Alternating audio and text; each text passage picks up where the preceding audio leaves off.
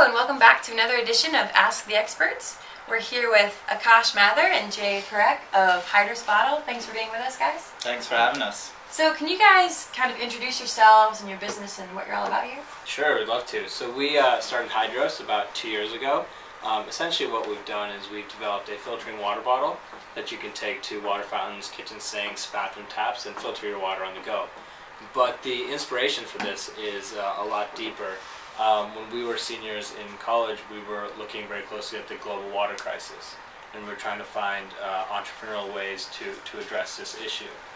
One of the first concepts was for a filtering water bottle you could take to developing nations that have access to water but not really of the best quality. So there you're really starting a business that addresses a core fundamental need that these people have.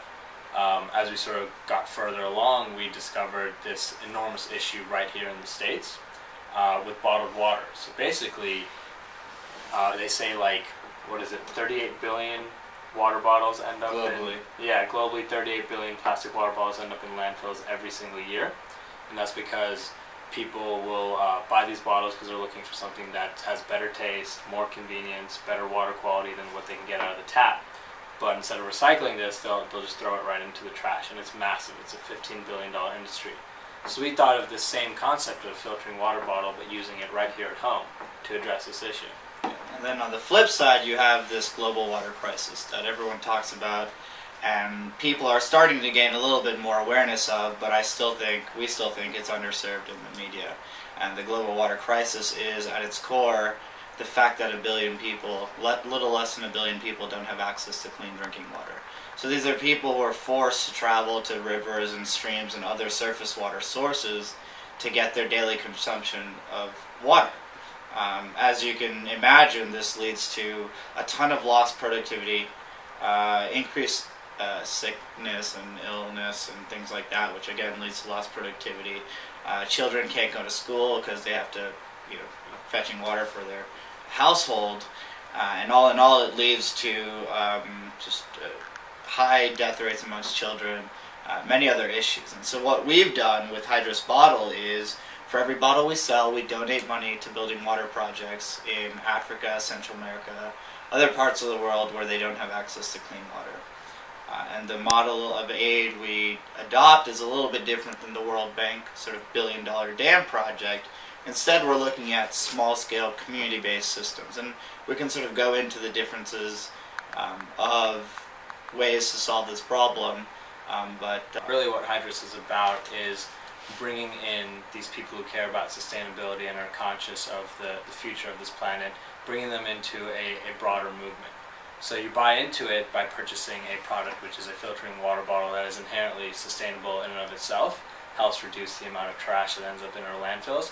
At the same time, this is your way of supporting water projects throughout the world, which are also designed to be sustainable and last long after the NGO or whoever builds the projects are gone.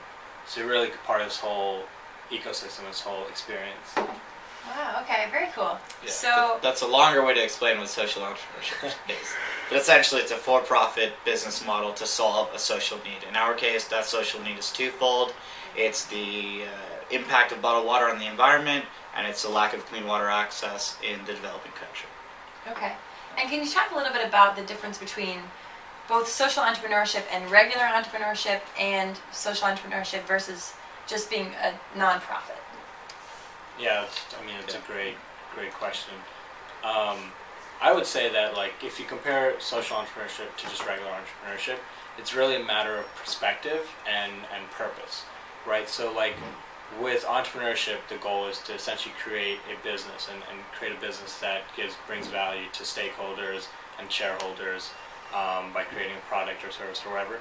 But with social entrepreneurship, you're doing all that, but there's a specific restriction on what you can pursue as your purpose, right? It's really about, you want to do something that has a positive social benefit to the world or whatever your target is, that's larger than just providing value for shareholders. So in a way, it's kind of like, if you approach this I want to be a social entrepreneur as opposed to being an entrepreneur, all the decisions you make are through that lens. This idea that I'm not just doing this for making money for the company, but also enacting a larger purpose here. Yeah, you still have the fiduciary responsibility of any other for-profit business to your shareholders, but with the added responsibility of a social one. Companies have to be efficient, and they have to be very clear as to what their purpose is and what their vision is and how they're going to accomplish it, because there are people who, shareholders who are demanding this, right? Whereas with nonprofits, it's a little bit more of a different organizational structure that allows more, I guess, it's a little bit looser. So what we're trying to do is achieve the same positive benefit that a nonprofit would, but while maintaining the same discipline that a company would have to have. Okay. Okay, and you guys definitely already touched on this a little bit, but essentially our final question is, why does social entrepreneurship matter? Why do you believe in it? Why do you think it's kind of the future of making a difference in the world? I would say that there is no reason why a business can't turn into a social business.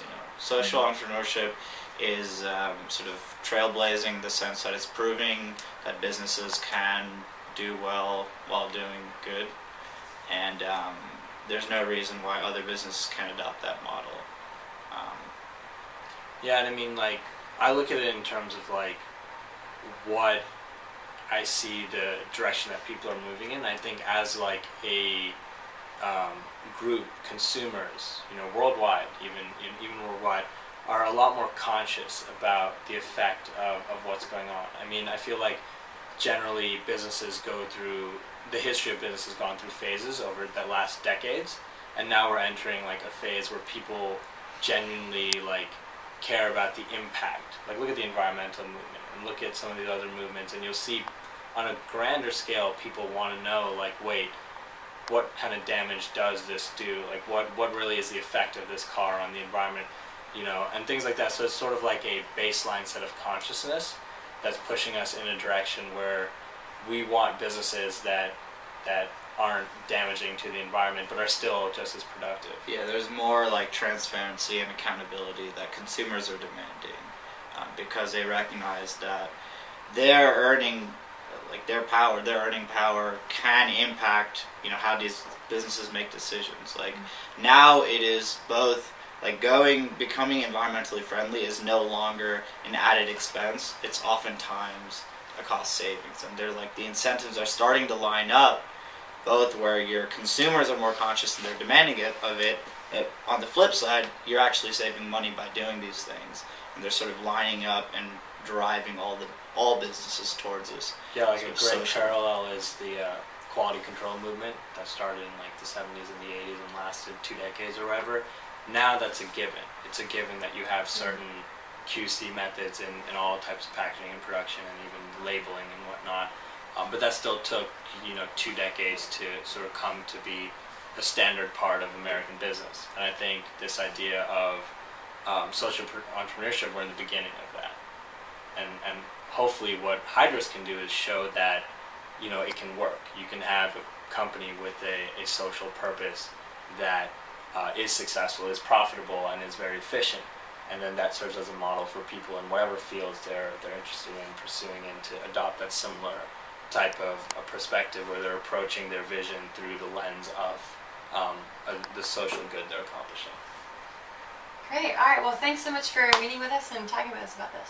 Thanks for having us. Appreciate it.